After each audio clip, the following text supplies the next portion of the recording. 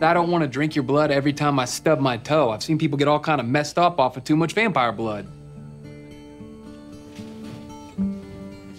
Jessica, don't just go running off like that. I'm going to the drugstore. If you won't take my blood, you need to at least take some Advil. I don't want any Advil. I'm going.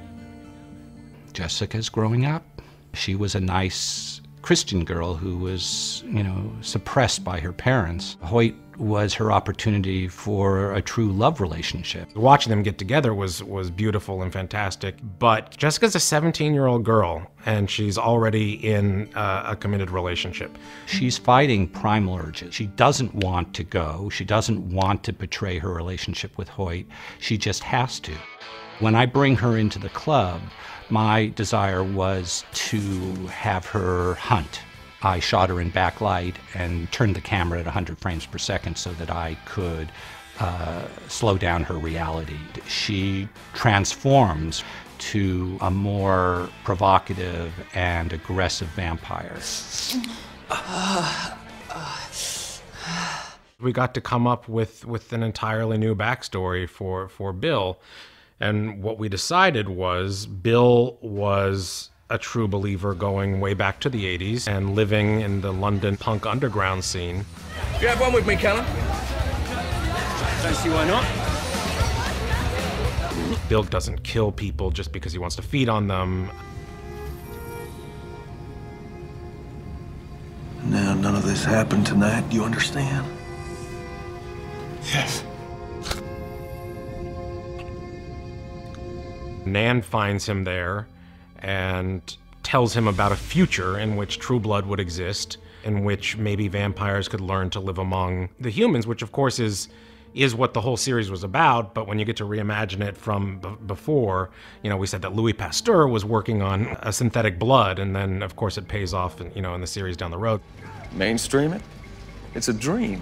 Not necessarily. So often our vampire Bill has to sort of, hold the middle of this show together. So it was really fun to see him get to sort of be carefree and still be true to the Bill that we've come to know. Thank you for coming. Of course. I understand you bought Suki's house.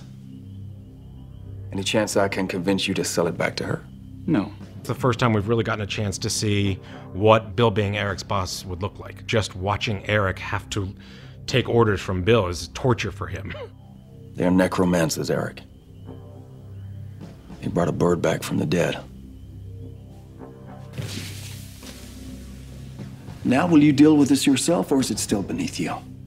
We'll go tonight. There's a witch. It's come to King Bill's attention, and he figures it stands to reason she's going to have aims at the vampires. I'm gonna raise a human body. And Eric gets it. He takes it very, very seriously. Excuse me.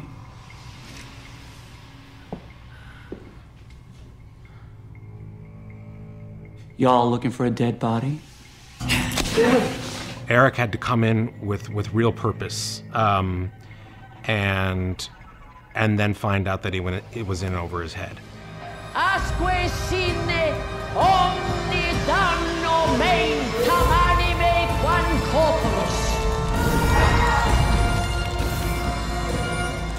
When the spirit enters the room, I use wind machines and lighting to change the atmosphere, to give it a presence. And then the motion of the camera was used to try and place the spirit in the room. And at one point, it actually inhabits Eric. It was a very difficult and complex scene. Well, it's an interesting season because we've shown our vampires as all-powerful, for 3 years. Now we have a direct threat, and we're showing the weaknesses in our heroes. Eric! Who are you? It's me, Suki.